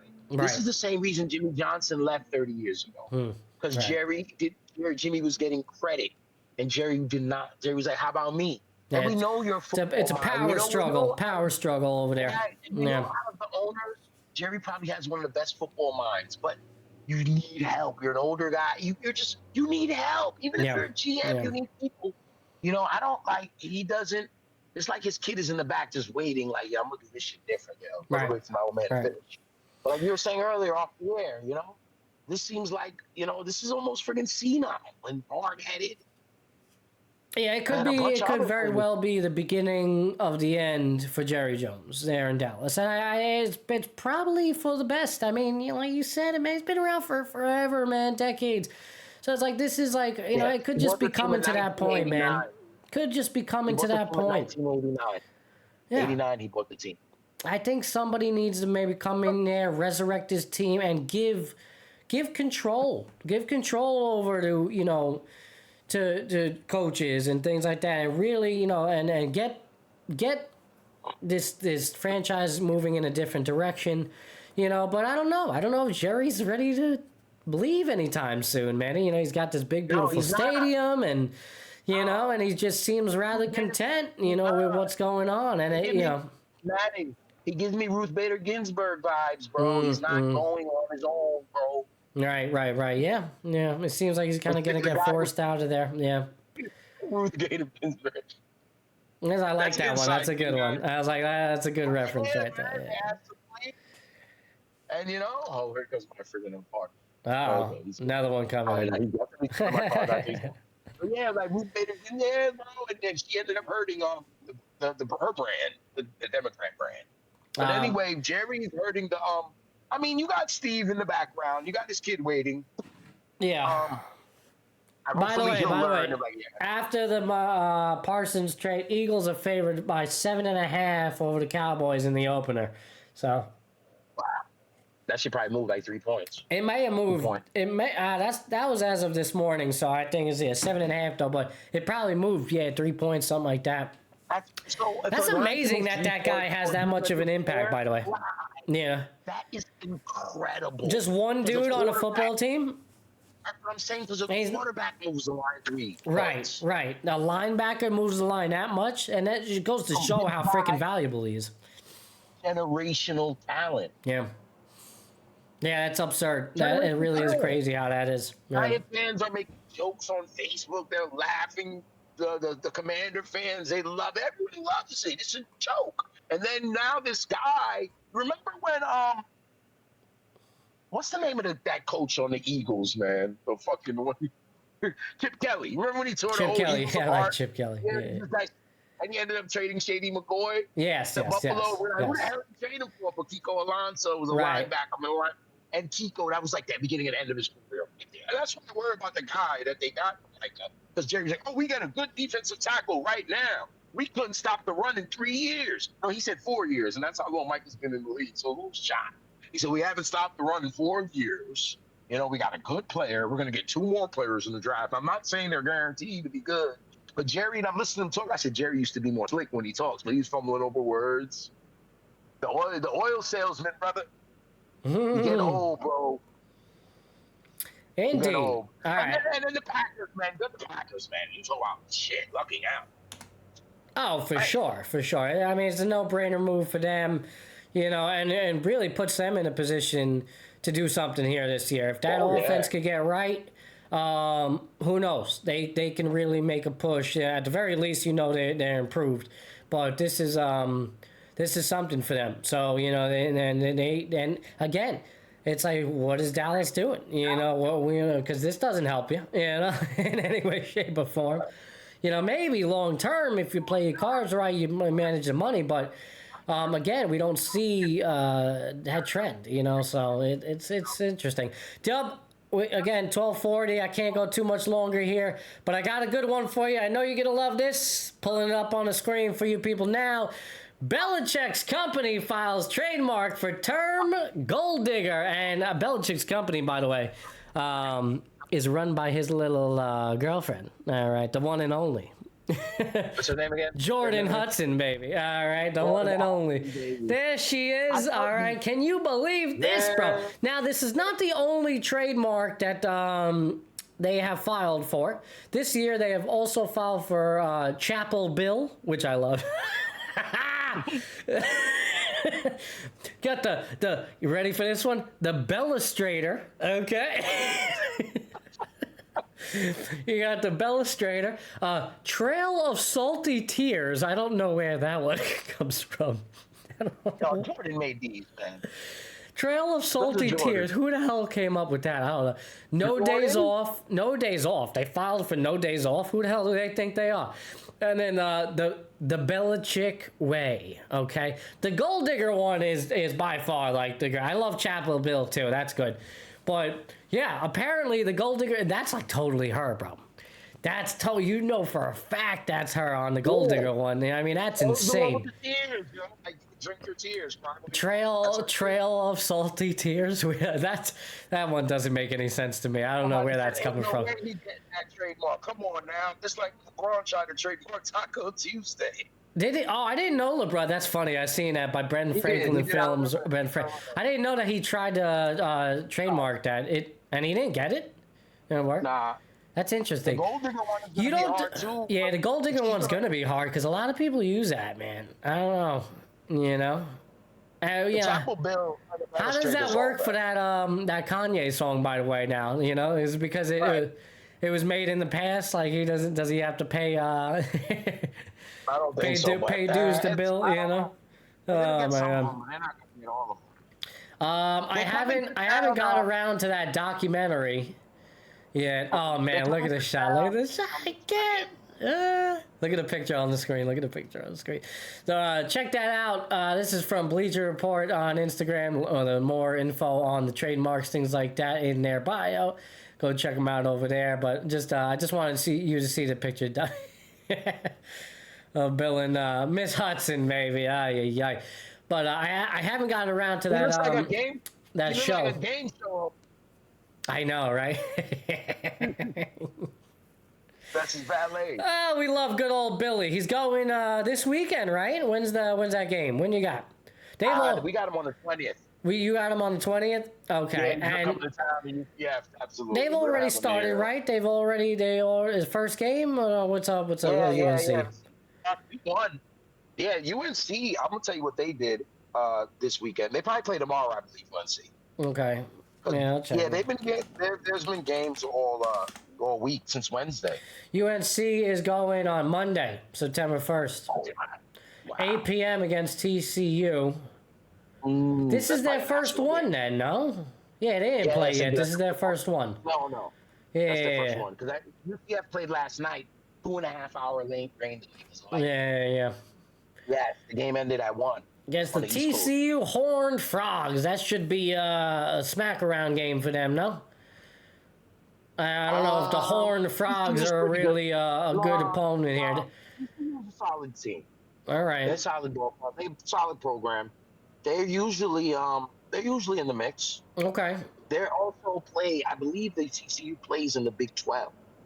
Gotcha. I'm not sure, but there it is. There they are. Monday, right? That's the last game. It's the ESPN 8 o'clock game. It's the last game of the weekend. Right. So they're getting 3.5. TCU's the fave. 3.5. So the Horned Frogs gonna be TCU's a fave? Yeah, they're a good program, man. Wow. Okay. Wow. I know nothing about college football, so I don't even know. No. You know, it's all good. But yeah, they're the fave. Okay. It's gonna be a good one. That's gonna be in Chapel Hill. Oh yeah. Good old Chapel Bill. All right. All right. Some quick other news before we get out of here, and I'd love to hang with you guys, but I do have a meeting with Google in 15 minutes, and no, I'm not going to Google and getting hired or trying to do an interview or anything. But I do have a meeting with a Google Ads advisor about our show, about our content and promoting it and things like that. Yes. So Epis is getting business ready. All right, some other news around the way. There was a lot of topics that I did want to hit today. Didn't really get a chance to. Hilarious, but maybe I'll save them for another day. But there's a lot to talk about. There's a lot going on. There's always a lot going on. There's a lot of stuff we didn't even touch. No, for sure. Major League Baseball has reached a deal with Netflix to stream the upcoming 2026 World Baseball Classic from Japan, which I'm not really getting too fond about with these streaming services getting sole ownership of these things. But I'd like to see some of the major networks cover it. But I have Netflix, so it's not a problem for me. It's just weird. I find it weird watching a lot of these programs on there. But hey, sign of the times. It is what it is. Found that interesting too. Aaron Glenn speaking on all the outside noise surrounding Justin Fields and the Jets.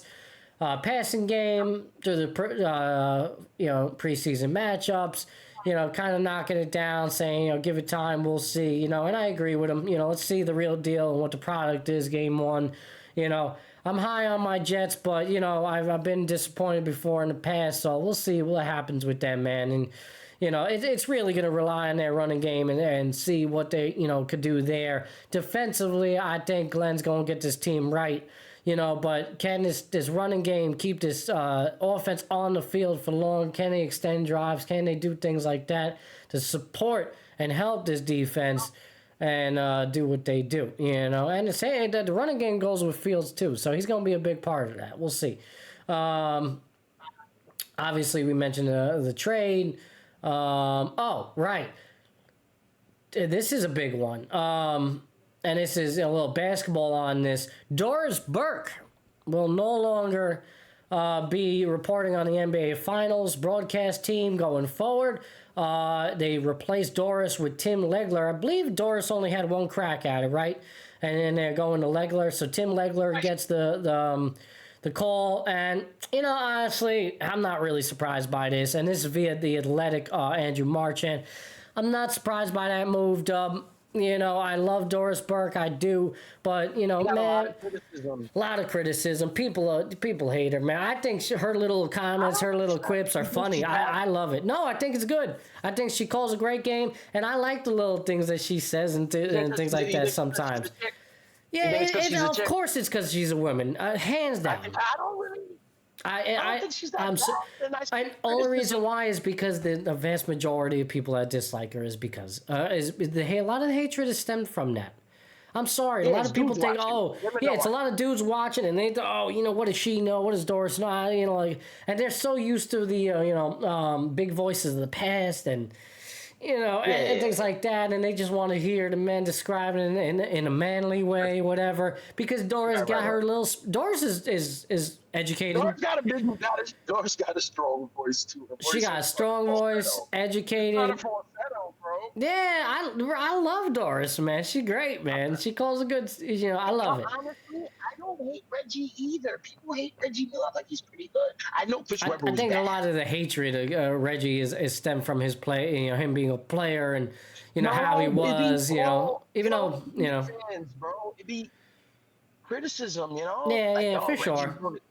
But Doris has gotten that hatred on a whole nother level. In the New York fans locally. I mean, I think locally, the local fans here love McNutt. I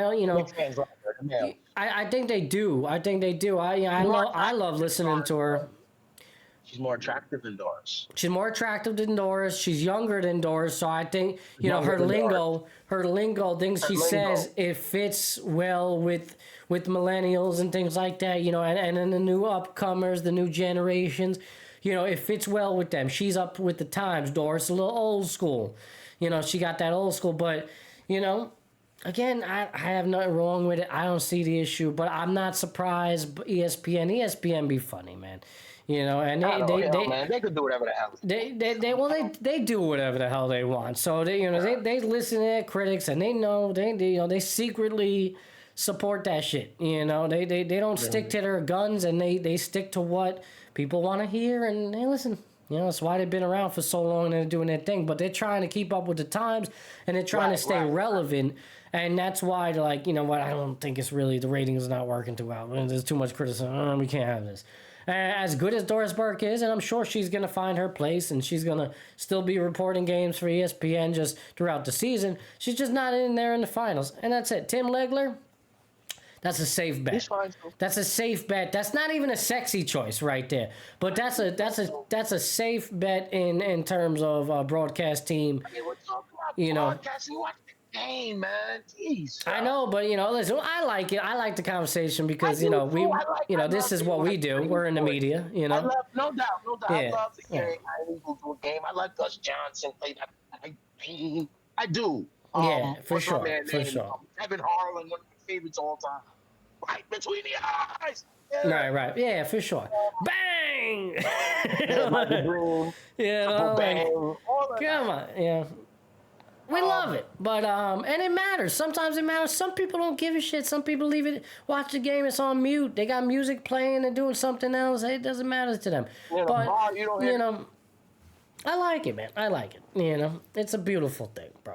All right, bro. I think we're going to end it on that. Again, I could continue. We got some more topics, but I got to get ready for this meeting. I'm going to bring it up, but we're not going to get into it because it has legs because he hasn't been arrested yet. We're going to talk about the Ryan Jackson situation with the pro wrestler, when he beat the shit out of the wrestler. He's going to get locked up, so they didn't have to pick them up yet. Oh, right. We're going to talk about that. Yeah, that situation is crazy, bro, and we need more time to talk about it. And but we will. Yeah, Matty, like I said, he's still free. He beat the hell out of that guy, and there's no way they're gonna just let him. He's getting investigated and he's gonna get arrested. I think it's because he's rich. He hasn't been arrested yet. But, and a bit on a sour note before we get out of here, I do want to mention our hearts go out to those in Minneapolis. There was a mass shooting at a Catholic school. It just ring in the news school year. Every year, this always seems to happen. Late August and early September, there's always a nice little new mass shooting to start off the year. We talked about that on one of our recent episodes where we had Ken Singletary, former retired NYPD officer. We talked about the mass shooting that took place here in Manhattan at a corporate office. Here we are, the start of the school year, and we have another shooting. Took the lives of a couple of, I believe, 2 children, and there's a couple in critical condition, I believe, as we speak still. Terrible. I'm not going to mention the shooter nor show his imagery on here because I don't agree with that. I don't think the sole focus should be on the mass shooter, the one who inflicted the violence upon these kids and this school and these people and this town. I just want to mention it because I don't want to be heartless and Matty, talk about. Our hearts and thoughts and prayers and all that, and truly, goes out to all the victims and the victims' families and everybody, part of that school going through it. And no kid should ever have to experience that.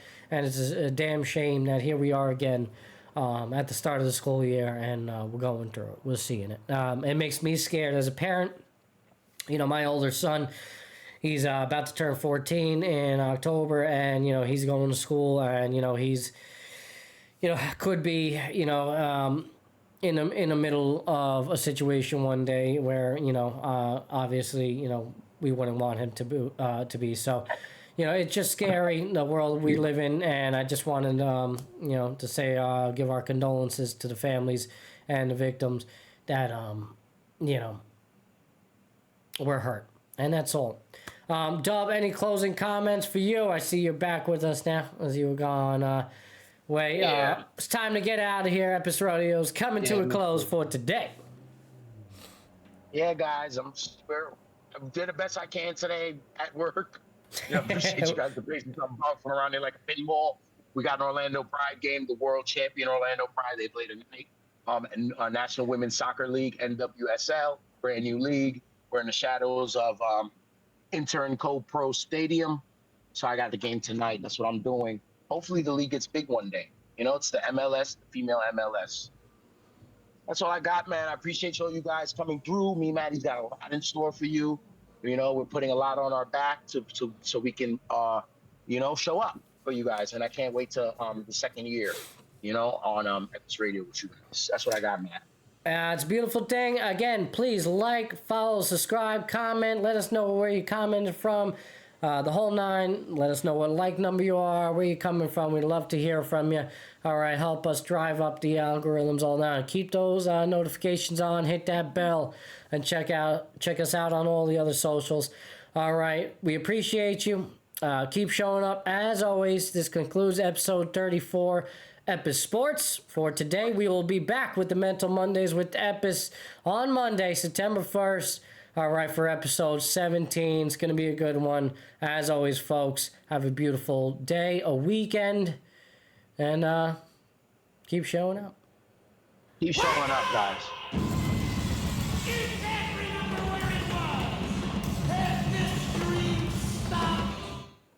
I've been known to play mine to a T, but it's time for me to lead, picking dirt right out the cleats. Steep path, roadblocks in the streets, trying to knock me off my feet, cause the devil never sleeps. So I don't sleep too, and trying to break things that I didn't have the keys to. We all been victims of trauma we ain't agreed to, but the sun comes after, starting up a new chapter. Isn't it lovely? Yeah! Thank you for everybody for joining us today, episode 34, Epis Sports. We appreciate you as always. Keep showing up. We'll see you Monday.